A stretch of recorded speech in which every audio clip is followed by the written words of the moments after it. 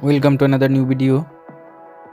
In this video you will see how to fix WhatsApp login problem. Please follow complete the process.